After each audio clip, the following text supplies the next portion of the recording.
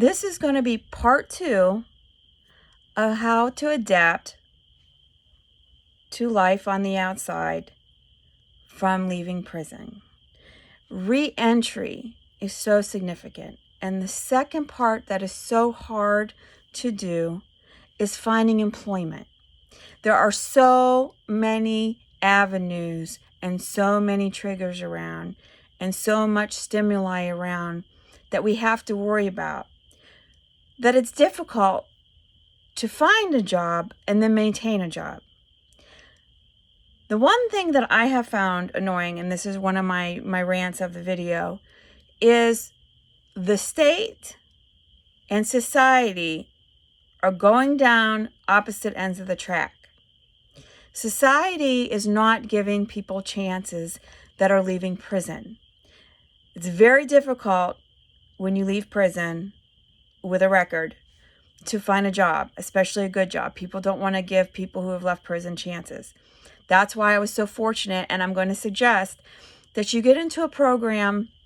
And if this is a loved one and you have a loved one in prison, to please convey this information. There should be a program there called SCORE, something to work on. 6 months prior to my release, I was working on getting my own business, putting together. There was a gentleman that came in and he would help us put together. And it was kind of easy because I had my office and my degrees and stuff. It was a little bit easier for me.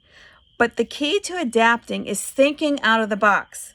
My desire was to help people, my passion, to stop the wrongfully convicted, to free the wrongfully convicted, to help those coming out of prison, okay, to re-entering society. Because there's a lot of stressors trying to take care of your children, trying to take care of your spouse or significant other. And what is happening with the state is they're putting, it's big business. Listen to me, it's big business. I was in there. They were putting people in prison just to put people in prison. Okay? People that were writing bad checks were going to prison. It just didn't make sense. And I would say, I was there, so I'm going to say it because I've got a Ph.D. I did my own little research project in there. 50 to 60% of people were innocent to begin with. They took a plea. And they took a plea because they were looking at 8 to 12 years if they lost, and that's what they were threatened with. And when I tell you they're threatened, they were threatened because I have actually got texts from attorneys, I've saved them all these years, that have said, if you don't do this, you're going to get this, and your parents are going to die while you're in prison. Well, I was like looking into a dreamland back then and thought our country's criminal justice system was fair. And so I took it all the way because I knew I was innocent. I knew I had all the evidence. I did not know it was going to be a chess game, flat out. To make a long story short, I was wrongfully convicted. People are taking pleas even when they're innocent because 1 year away from your family is better than 10 years away from your family. You have so many people in prison that are not guilty because the system wants to make money and they want to benefit and they want to advance their careers on the backs of others. Listen to me, it's a fact. I lived it. I lived the nightmare. Now that it's all over, the truth is coming out and people are like, oh, we're so sorry. Sorry doesn't matter. I wish I could go back and take that plea like everybody else. Both my parents did die while I was in prison. It wasn't worth it. So adapting to trying to find a job, businesses and people who employ others need to become more educated about truly what our criminal justice system is and who is in prison. It is not like it was 20, 30, 40 years ago, which a lot of people, it's why, you have DNA testing that got, innocent. They were innocent. And then, people have had to work to get them out, doing DNA. And yeah, we have had people in prison 30, 40 years and then released. But I'm talking now. It is a business. And these prosecutors, and I am going to say my own opinion because I have it, I have the proof, are, they're frauding things to get people in prison because they want to make a name for themselves and they're doing just outrageous things. And when you leave prison, your life, and these employers, I would hope, would do some investigating and take into account your case individually. That's a dream of mine. That's why I'm helping people getting out of prison into reentry. I am pleading with employers, or I'm asking people to give people chances. I was able to just go in and open my office and start working and helping people. The other thing I want to say that's difficult about reentering into society and employment is managing all the avenues.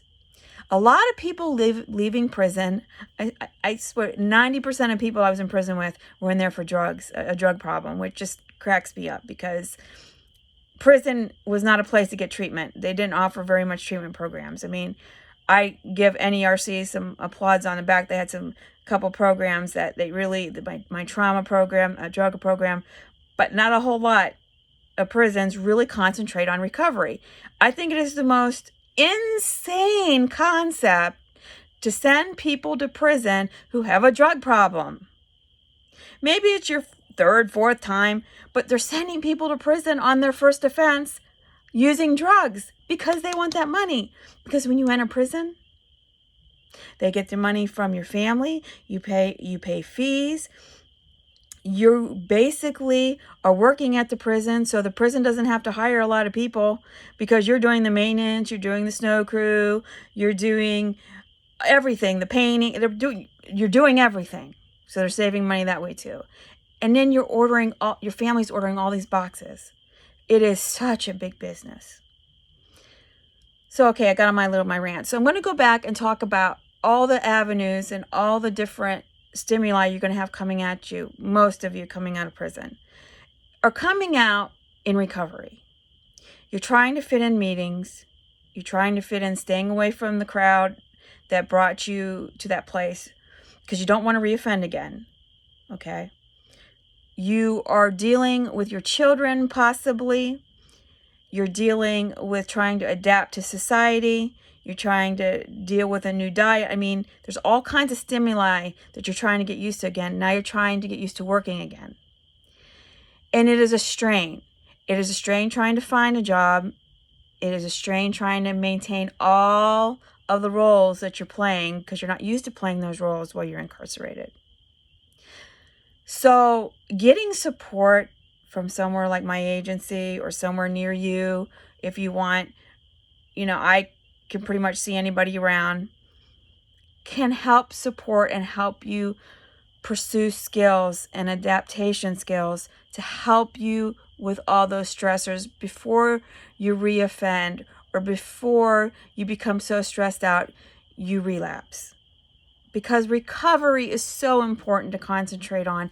Having those outside stressors of being unemployed and not being able to feed your children, it's just going to take you right back around to that circle that puts you in prison in the first place. And our society isn't realizing that it's this big merry-go-round that never stops. You keep going around the same cycle because you're not understanding what is happening. The cycle is not being broken because nobody is breaking it.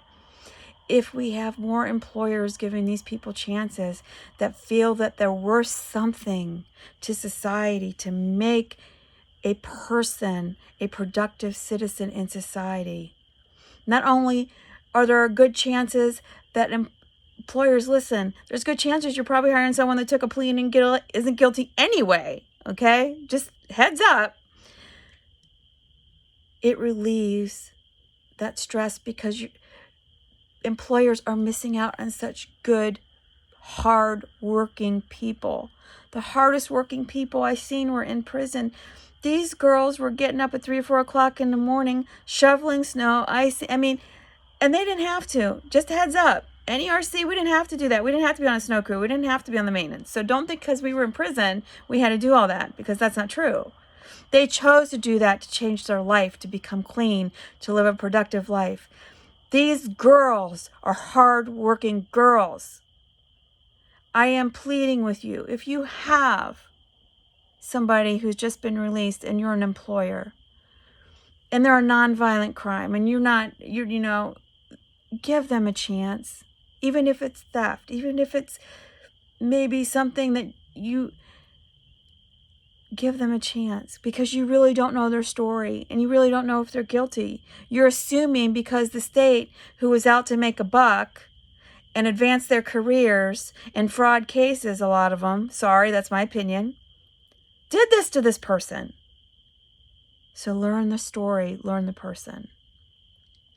That is the second issue with leaving and re-entering into society and adapting to society. And I hope this turned into a little bit of me pleading and trying to explain to possible employers for, you know, my girls that are out there trying to find a job, and my girls that work hard.